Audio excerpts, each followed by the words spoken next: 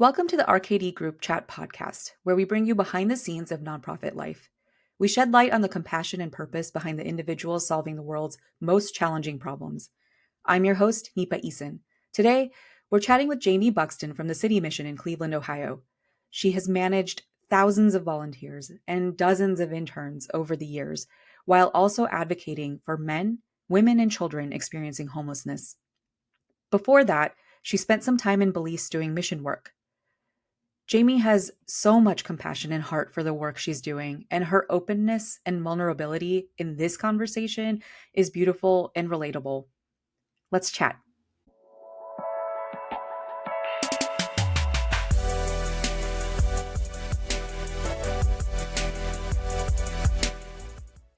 Hi, Jaime. It is so nice to see you, and I'm so glad for this opportunity and excited to be able to talk to you about your work. Me too.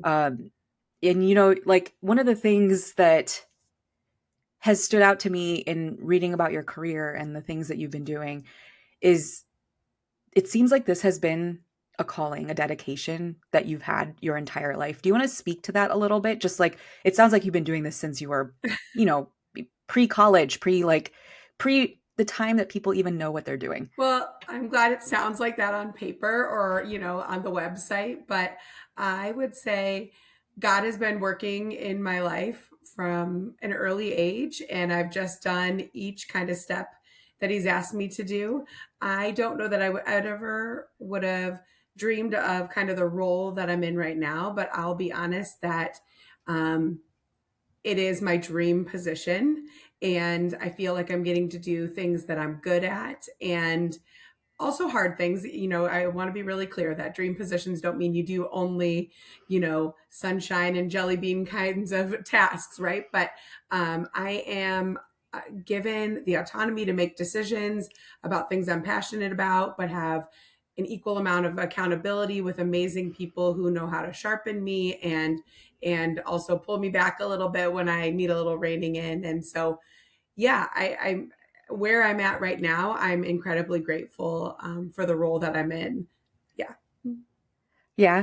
Do you want to speak to what kind of led you to make the decision to even move in this direction? Because it sounds like you did your mission in Belize Mm-hmm. and you moved on from there. What even led to that actually happening?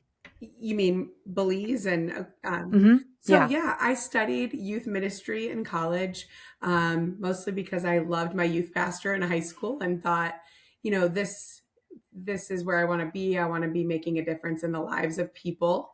And quite honestly, a non-Christian friend, her mom at a sleepover was like, maybe you should be a youth pastor. And I was like, you think?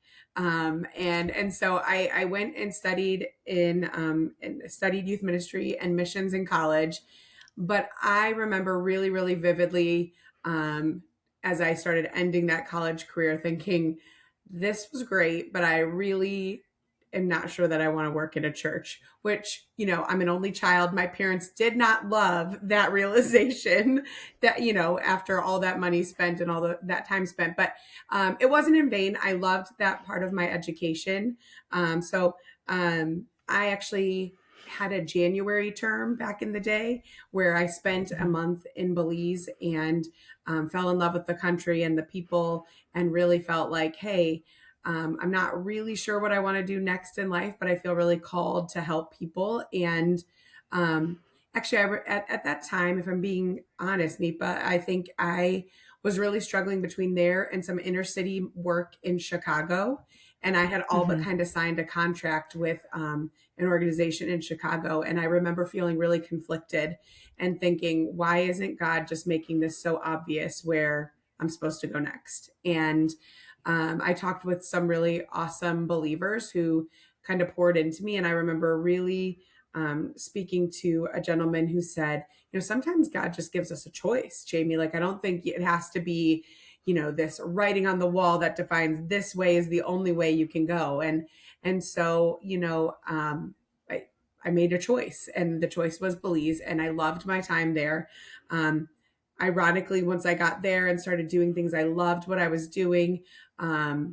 I kept knowing there was something more. When I left Mhm. there, I really thought that that was going to be nursing school because I had kind of fallen in love with like helping people physically. Um, Yeah, it's the same kind of yeah, like psychological, yeah, yeah. for sure. So I really thought, okay, I'm going to go home and I'm going to go start nursing school, but I needed a job to kind of sustain myself, of course. And so, as I was leaving Belize, it had become, there's just a period of some social unrest while I was there, and it was becoming unsafe. And I think I already said I was an only child. So my parents were like, you're coming home. Yeah, that's a scary Yeah, thing it to was. have And your child, your daughter out yeah, there. it Yep. was more scary for them for sure, but I get it now that I'm a mom. But um so I went to an internet cafe to email all of my friends and AOL instant message my friends to say, Oh, I love this. prepare the That parties. takes me back. I know, right? Yeah, prepare the parties. I'm coming home. And so, I waiting for me in my inbox was an email from a friend from college who said, "Hey, I work at this amazing place called Laura's Home. It's part of the city mission, and I don't know why. I just think you're the person who's going to fill my job." She really had no business saying that, right? Because she was leaving and moving across the country, and I was like, okay. And so, I came home, kind of settled in. I think I interviewed that Wednesday. I think I flew home on a Saturday. I interviewed on the Wednesday, and I've been working at the city mission ever since. So I've spent a lot more formative years, early 20s, and I'm not in my 20s anymore. I've spent the last 20 years working at the city mission in kind of all different positions, but just so grateful for the opportunity to serve in a ministry that I'm passionate about, but also that they let me grow up and kind of figure out what I was doing too. I know that wasn't the Mhm. purpose in hiring me, but there's been so much grace and kind of as I've shown my strengths, different opportunities became available, and so that's been really special to me. I know that some of them will watch this, but I say it all the time behind my CEOs and my bosses back that I'd probably work for free just because I was given so much opportunity to grow up. And kind of find who I was made to be in the context of this ministry.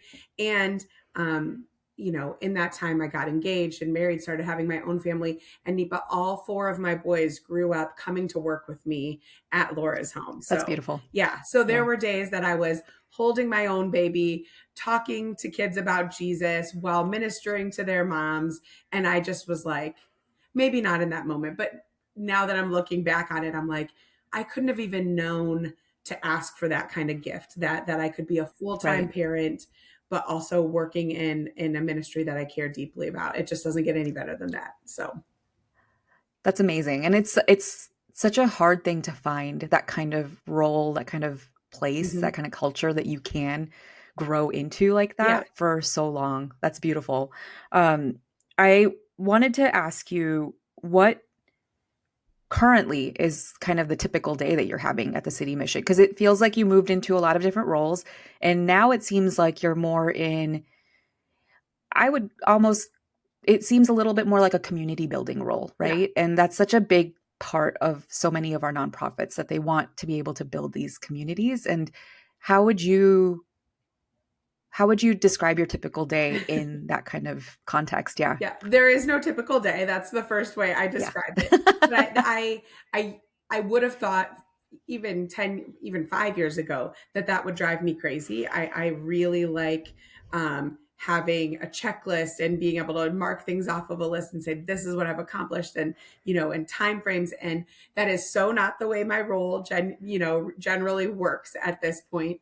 But yeah, I was asked to step into community engagement in 2020, which was a very unique time to be asked to build a new role for the mission Yes. because no one wanted to have community with me in 2020, and really not in 2021 and some of 2022 Right. either, really.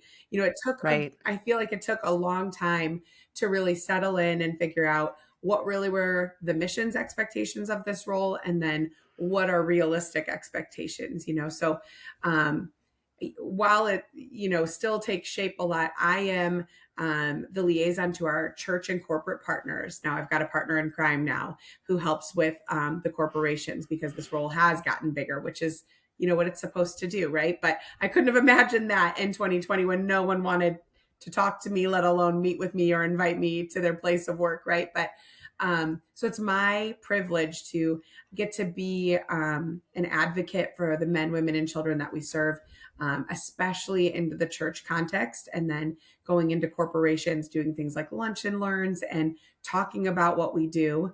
My heart really is kind of destigmatizing what homelessness looks like, and kind of educating people on the humanity of the people that we serve, because I think it can feel like, oh well, that will never touch me, and so I really don't need to worry about that. And if I know anything about 20 years in ministry, at the city mission, is that the world is a very small place, and there is always a link to someone that that's in crisis and that's gone through homelessness or is struggling. And so yeah, that's the kind of the gist of my role. Now I am part of the development team, which means I also lead our efforts for our big fundraising events. So we have a gala and a run, and I get to lead those efforts. And then we also have a giving circle for women. That was something that was added to my role just in this last year and has really added so much joy. So we have about 80 women, 75 women. I don't want to embellish, about 75 women who give $1,000+ to the mission annually, but we engage them in their own kind of created opportunities for volunteerism and getting kind of bird's eye view of what we're doing, some special activities. In fact, I'll be with some of our ladies tonight as we're wrapping Christmas presents. But they get to choose then how their money is spent. So, that's about $80,000 now. And so that's significant. So that's really special. So that's become really a great source of joy in this role, as well as getting to interact. And, really, I think what it is for me is taking those women even deeper into what we're doing, and getting, allowing them to understand us on a level that not just a normal donor might not choose to go kind of this deep. So, yeah. Right. Oh, that's amazing. I wanted to go back to what you mentioned a little bit about destigmatizing homelessness and, kind of drawing that attention to the fact that it may not touch us directly, but we may have a direct link to something that's related to it. Mm-hmm. The work you do, it can be really hard every day, seeing this kind of just how the world is kind of moving in this direction right now. What motivates you right now? How do you kind of balance that? And what motivates you to keep coming to work every day and doing the hard things that you do? Goodness, that's a really amazing question. I think so many things motivate me. There's several stories, several women, and they're not even that recent of stories, but I will never forget. And this really was one of those moments in life, and especially in my career, that really defined the kind of woman, kind of person I want to be. And so as I said, I was able to take my kids to work with me. I remember rushing into work one day to clock in. I was working in childcare, so it was in the first 10 years. And I had at least 2 kids in tow and bags and lunches. And I just remember being flustered and late and trying to like fight with the time clock.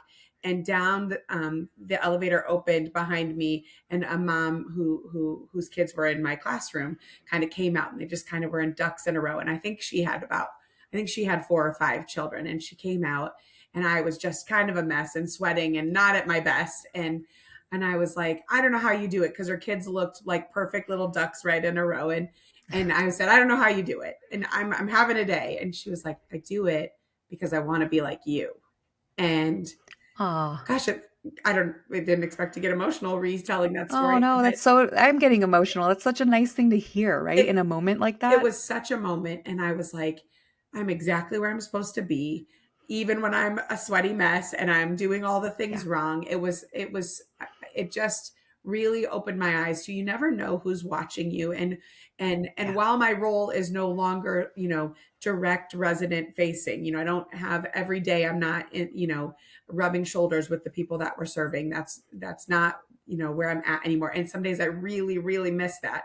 But that still inspires me, is you never know who you're watching and who's learning from you. And so I want to advocate, and be a voice for the men, the women, and the children that we serve, to a community that may not know that they need to understand it, and to create empathy in spaces people are probably unaware of, is really what drives me every day. When I see a light click on for someone, or I have the opportunity to, I lead kind of our efforts in teaching bridges out of poverty at the mission, but we open that up. And when I have that opportunity to teach that material and I see someone, like the lights come on, or they have that aha moment, or even how they Yeah. say, I'm going to do this differently in whatever, capacity, that is what motivates me. I want people to understand that crisis does not discriminate. And while Mhm. homelessness may feel really far from, even where I'm at today, um, crisis and hurt and pain can happen to anyone. And that is really all that we're doing at the mission, is we are serving people who are going through what I describe to kids as a really big problem that we can't solve on our own, right? Like, and we Mhm. talk about that. Yeah, and that is what motivates me. That's what drives me. That's what drives me to, drag my kids still along with me when I can, to give them, just this continued understanding of, not everyone has the same resources, but we're all created in the same image of the same God, and that's really important to me. That's that's amazing. Thank you for sharing all of that and that story too. I really appreciate that. You've, that's you've mentioned so many programs and things that have carried a lot of meaning for you. Mm. What would you say is one of the most meaningful programs that you've worked with at the mission? Oh goodness. Um, Well, I think I just alluded to it, and I'll probably stick in that same Yeah. area. Is Bridges Out of Poverty has been something that the mission, we've read the book, we've done small groups. It's been kind of a part of our culture for a long time. And again, in 2020, for whatever reason, before COVID hit, we had the opportunity, three of us, to get trained in Bridges Out of Poverty. And while those people are no longer at the mission, it's been something that we have stayed, this is important for our staff to know, for our volunteers to interact with. I love, the teaching and kind of the mantras of Bridges Out of Poverty. I add a lot of Jesus to it, and probably a little too much Jaime to it. But that is one of my favorite things, is when you have, 2+ hours with individuals who are seeking to better understand and to kind of go through that material. And we only do the lens of the individual lens, where it's, how is it that I interact with people from different socioeconomic classes than myself, Right. and how does that make us feel? And that to me is probably still the most meaningful thing, mostly because we have the opportunity to see, like I said, people, like it clicks for people. But as far as things we do internally, we're recording this in December. So I will be honest, this week is nuts for me, because I am still the Yeah. mastermind behind Christmas, and have been for probably 18 of the years that I've worked at the mission. And so, yeah, one of the most powerful things that we do, and we learned it through reading When Helping Hurts from Chalmers, right, is, um, and we haven't always done Christmas this way. And I'll be honest, when our CEO asked me to change it several years ago, she said, Jaime, I know you are doing a lot of hard work, and you're organizing gifts, and you're making sure kids are getting, a learning toy and a craft toy and fun toys. She's like, but we want to give the dignity back to the moms. And so for years we've been doing that. Our moms last week, as we prepare to go into our Christmas fair, each pay 25 cents a ticket. And they're able to Mhm. buy up to 5 tickets for each of their kiddos. So actually today and yesterday, our families were shopping, or our moms are shopping. And then, like I said, tonight I will be there with people to help wrap all those gifts. And then they're put away in storage until Christmas Eve, when other volunteers will come and distribute those gifts outside of doors like Santa came. But I remember saying, I don't want to do it that way. I love getting to organize the Christmas gifts, and I love getting to meet all the donors, and I had to stop myself. It really was one of those things where I was like, yeah, I did just say I and what I do a whole lot right here. And that was really convicting. And it is amazing to watch the moms. And every year when we describe, okay, we're going to have you pay these 25 cents.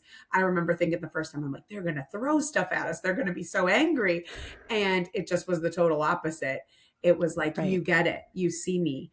And I get it now Yeah. too. I'm a mom, and it's like, I'm the mom. I want to provide, and not only just provide, just like the charity that you give me, but I want to choose that special gift that I know my kiddo wants. Yeah. And so that for me, and then bringing other people into that, and teaching. I have a whole new staff in our volunteer department right now, and this was their first Christmas working with us. I mean, it's been a whole first year of first for them, but Mhm. bringing people into that and helping them see and how we can care and we can add dignity and more respect for the individuals that we serve. Um, there's nothing more exciting to me than that. And I do look forward to the critique and how we can make this better each year, and other things Yeah. too. What I'm never opposed to conversations, even though it makes for harder work, to say, how can we be more empathetic in how we're sharing this story? How can Right. we put ourselves in check and take the us as the saviors out of it, and give dignity to to God, but also to the programs and the processes that our residents are going to go through, and work Yeah. through themselves, not what we're doing for them, right?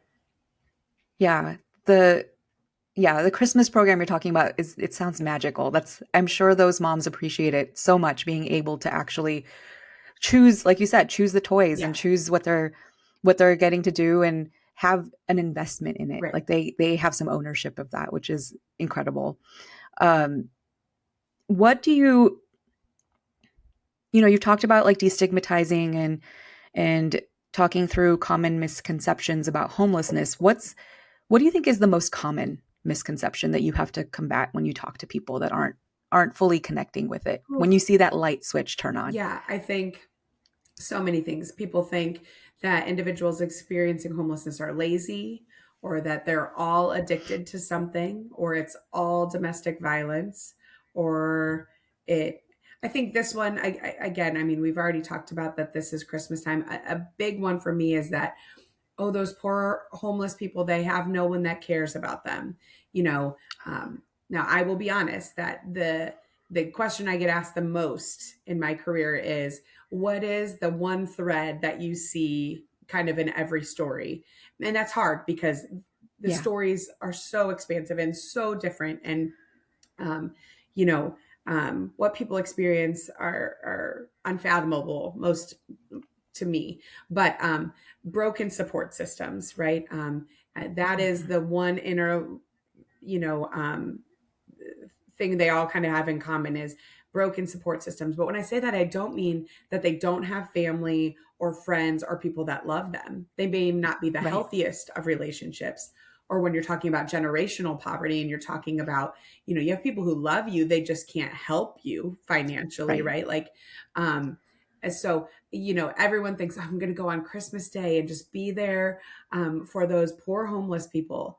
Well, a lot of our residents are going to have passes, and they're going to go be with people that they care about. Now, again, Mhm. they may not always be. This is a time we really pray to make sure, that, our families don't slink back into old habits, or hard things happen when they're on these passes. But I think, that they do have people who love them, and they desire to have an intact support system, people who can be role models and be accountability partners for them. Those that's what we really need more of. So Hmm. when I'm in the churches talking about what we're doing, I want to equip churches not just to, have good programs. We want to equip churches to be prepared to do just that. Invite these men and these women and these children into their small groups, into their homes, into, their normal, regular lives, and Hmm. be a part of a support system that we're starting at the mission. But we hope that they can replicate and gain more of those people who kind of have their back as they leave us. So That's, yeah. And having that kind of like safe, welcoming environment is so, so important. How do you all kind of work to create that? Because I feel like missions in general need to have that kind of safety, that kind of welcoming warmth yeah, for people to feel comfortable coming to you for help. yeah. So I think we do that in lots of different ways. I talked about, trying to um, create kind of streams for when our ladies are leaving in different churches that they Hmm. might go to. It's not even for me about the church as much as just kind of hopefully we're impacting the culture of people being more understanding and more empathetic to others. But of course, we have a volunteer onboarding process that makes sure we're inviting people in who are going to be a positive influence for our residents. Now, that doesn't mean they all have to be Christians and we all think exactly the same, but we do let people know who we are and Yeah. that we want you to, be understanding of that and kind of, well, don't proselytize against or, kind of dumb down or say anything negative possibly about, what we're saying. We want their time there to be encouraging, but in the same way, we don't have just robots. We want people who are willing to have actual relationships, positive, healthy relationships with our Yeah. residents as they're coming in to volunteer. I get people all the time. Well, I'm a man. Am I allowed to go to Laura's home where you serve women? Absolutely. If you're going to treat women with respect and kindness, yes, we want you there. Absolutely. Married couples, can we do this? Yes, it's so good for our residents to see healthy relationships. And so yeah, I think that's a big part of what I don't think it, I know it. That is a big part of who we are and making sure Hmm. that we're equipping volunteers to kind of replicate the work that we know that as staff, there's just not enough of us. There could never be enough of us or enough money to do all the things we want to do. So we lean heavily on those volunteers. But I recently heard about an awesome collaboration that we have. The name of the group escapes me, but they actually are just received grant money where they come in and they are discipling our ladies, but also teaching our ladies how to be how to disciple their children and how to be a Christian Huh. mom. And then they're actually walking alongside our ladies as they exit, as they graduate from our program, helping them find churches and get them into small groups and get them into programs that are going to be close to where they're living. And I was like, this is exactly what we need, Yeah. because Yeah. The support there's system. only Yeah. so much we can do. So partners Right. like that is incredibly valuable. And so, yeah, we just hope that when we have conversations that are real, like this one, that people will hear that and say, well, I can be part of that. Like, this is something I Yeah. can do. When I heard about this woman, I said, I recently went through a personal church transition. Where were you? Like, could they just help the ladies understand the different churches and what they believe Right. and how they might fit in? And I was like, this is awesome. Everybody should have this resource. Yeah, just finding that place of belonging. Right. It's so important and it can be so hard, and that's an amazing thing that they're Yeah. doing. Thank you so much, Jamie, for talking to me today. And I think yeah, you just gave me so much to think about, and just you're so inspiring, and the work you're doing is it's magical and amazing. And I wish you the best of luck with the Christmas Thank you. market and wrapping gifts tonight. Yeah, And I think that's going to be just a a beautiful thousand Christmas. gifts. just Just a just a thousand gifts. thousand That's not gifts. too bad.